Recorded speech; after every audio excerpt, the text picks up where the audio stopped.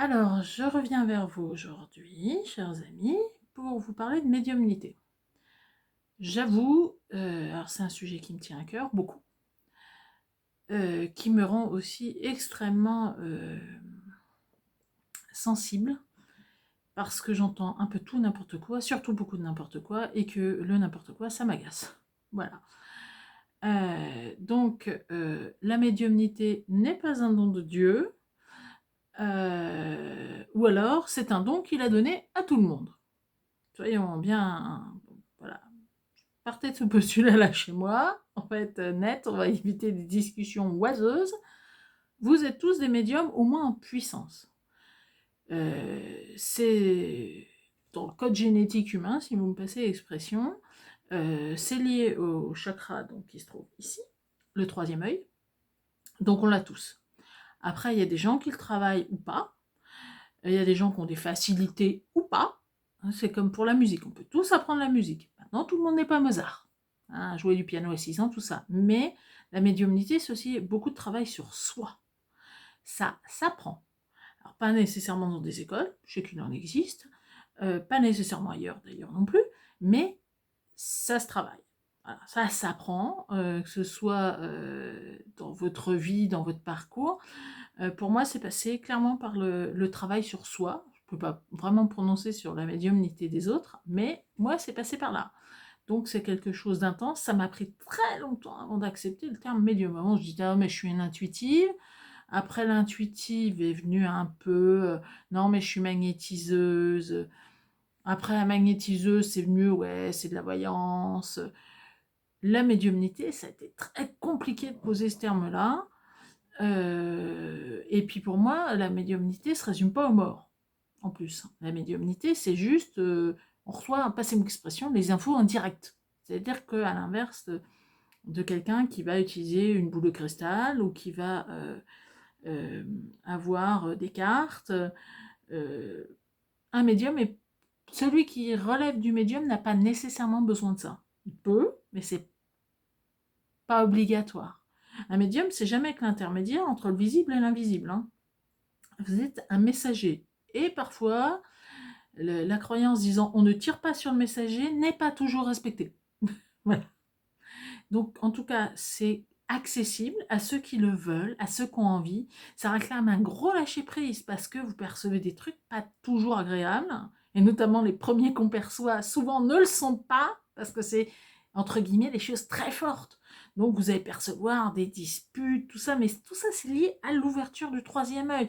À tout, pour moi, la médiumnité, la voyance, les intuitions, tout ça, ça passe par le même endroit. Et c'est tout ça, vous prenez une boule à facettes, tu sais, des boîtes de nuit, et ben c'est jamais qu'un petit miroir. Hein. Après, il y a des gens plus ou moins à l'aise. Moi, je sais que par exemple, discuter avec les morts, c'est pas vraiment ce qui m'intéresse, pour la simple et bonne raison que laisser les morts là où ils sont, il y a bien assez de boulot avec les vivants. Maintenant, recevoir des informations des guides, ça, c'est déjà, pour moi, ne relève pas de la même chose. Et ça, c'est quelque chose que je fais relativement facilement. Ça se travaille bien, mais par contre, c'est un travail faut aller pelleter, clairement. On fait pas semblant, on se retrousse les manches et on va voir ce qui fait que on entend ou on n'entend pas, ou on n'entend pas bien, ou on n'entend pas des choses sympas. Logiquement, les guides, quand ils descendent, c'est des choses très agréables. Alors, ils peuvent vous dire des choses désagréables, mais toujours avec cette espèce de très grande empathie qui fait que même quand on vous dit non, mais là, t'as pas fait ton boulot, faut être honnête, t'as pas fait ton boulot, vous n'aurez jamais l'impression d'une mise en accusation. Si vous avez cette impression de mise en accusation, vous dites ah, qu'est-ce qu'on canalise en vrai? Pour ça que moi je canalise assez peu. J'avoue, je suis méfiante. Je me méfie aussi beaucoup du spiritisme. Soyez extrêmement prudent en tant qu'adulte avec ça. Et pour vos enfants, carrément interdisez-leur. Ça se fait par des professionnels. Et même moi là, je trouve que on a vite fait de sombrer dans quelque chose qui n'est pas clean.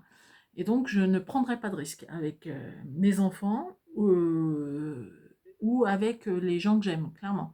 Je me demande, tu veux tourner les tables? Non. Voilà. Clair. Et je ne compte pas les faire tourner. Ça ne m'intéresse pas, c'est de la démonstration. En revanche, avoir des informations de ces guides, les percevoir, pouvoir transmettre aux gens que, attends, là, tu es en train de... Non, mais tu fais n'importe quoi. Et là, il faut arrêter le délire. Ça, oui.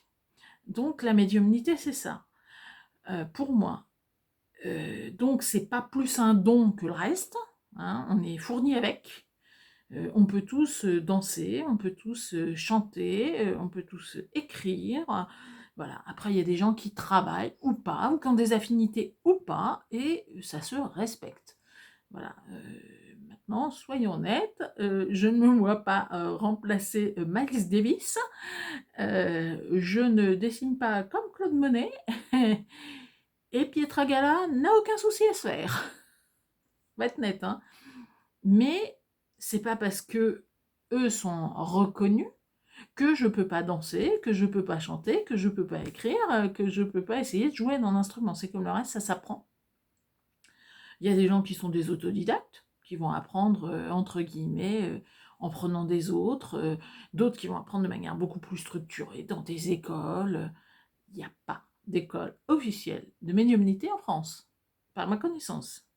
Il existe des formations qui existent, parfois très sérieuses, d'autres où peut-être qu'elles le sont un peu moins, à mon sens, mais c'est juste une impression que j'en ai, vu que je n'en ai contacté aucune. Voilà, moi je suis une autodidacte, donc je prends des trucs, mais je prends un peu partout, je pioche dans les bouquins, je pioche dans les rencontres, donc j'aime bien me faire mon petit catalogue à moi de formation. Partant de ce principe-là, comme tout ce qui est artistique, on a du mal en France à dire que ben, on va le payer. Ouais, enfin, si Patrick Bruel veut continuer à chanter et à se produire sur scène, il faut qu'il gagne sa vie, le garçon. Sinon, il finira caissier. Hein. Voilà, il faut être net. Tout travail mérite salaire et c'est un gros travail de parvenir à percevoir cette chose. Après, il y a des gens qui le font entre guillemets en professionnel, établi, etc.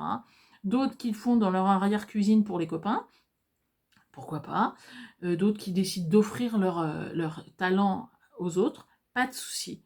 Mais, entre guillemets, c'est pas parce que c'est une capacité qu'on a tous qu'on paye pas. Je suis désolée. Un spectacle de Marie-Claude Pietragala, vous payez votre place. Voilà. Vous allez voir les Pink Floyd en concert, vous payez votre place. Vous allez voir le médecin, vous payez. Ah bah ouais, il a fait des longues études. Et tu sais pas combien de temps ça m'a pris, moi, pour être dans l'état de pouvoir passer par la médiumnité pour te transmettre des infos. Vous ne le savez pas. Vous vous en rendez pas nécessairement compte. Il y a un très gros travail, pour moi, hein, tout le monde ne fonctionne pas nécessairement comme moi, mais moi, il y a un très gros travail personnel de déconditionnement lié à la société, à la famille, sans compter que des fois, on reçoit des trucs, c'est... Voilà, quoi, quand vous apercevez que la personne avec qui vous êtes en train de parler, vous voyez en surbrillance une petite flamme et que la petite flamme est en train de s'éteindre, et que c'est un de vos proches, je vous promets, faut prendre du recul. C'est pas simple, hein. Pas nécessairement en tout cas. Ça surprend.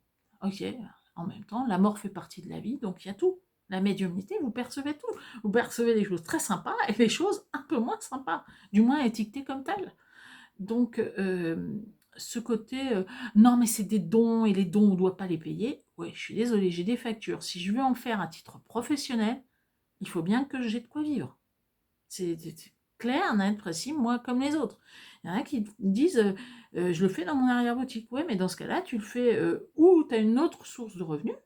Très bien, il y a des gens qui vivent de leur rente ou qui sont parents au foyer et c'est le conjoint, la conjointe qui fait rentrer des sous à la maison. Pourquoi pas? D'autres qui fonctionnent en temps libre. Pourquoi pas? Mais le côté je ne te dois rien parce qu'il n'y a pas d'école, non.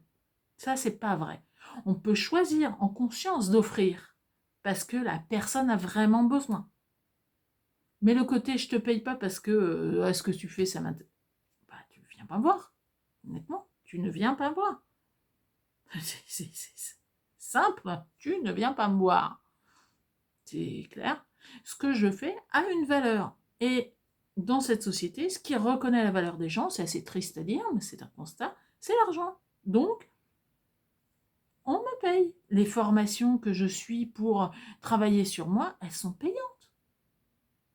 Il faut mettre de l'essence dans la voiture. Il faut mettre à bouffer dans l'assiette. Donc, quand on me parle, oui, mais dans les tribus, les chamans. Attends, c'est la tribu qui fait vivre le chaman. Le chaman, il y a, entre guillemets, que ça à faire, parce que la tribu le fait vivre à côté. S'arrange pour qu'il n'ait pas besoin de faire ses courses, pour qu'il n'ait pas besoin de faire autre chose que ça. C'est une organisation sociale complètement différente. Ça vous y viendrait pas à l'esprit d'aller chez le médecin en disant non mais je vous paye pas, je vous ai déjà payé vos études avec mes impôts. Non, non, non. Donc la médiumnité, c'est pas un sacerdoce non plus. C'est pas je m'oublie pour faire ça. Je fais ça, je peux rendre service à des tas de gens. Ça m'est arrivé, des parfaits inconnus, dire je suis médium, faut que je vous cause. Il dit mais pour me dire quoi? Ah je n'en sais rien. Et où on bavardait jusqu'au moment où il y a d'un coup des cling, la personne en face, ah tiens, moi je n'avais pas perçu que c'était quelque chose d'important, mais ok, pourquoi pas, l'important c'est que le message soit passé. Donc ça se vit aussi comme ça. Moi c'est en mode relax, parce que c'est comme ça que je fonctionne fondamentalement. Le côté, ah non mais alors toi, non toi t'as jamais de problème, parce que s'il a des problèmes, tu vas directement questionner invisible. Ouais mais non quoi, non, non, c'est pas comme ça que ça marche.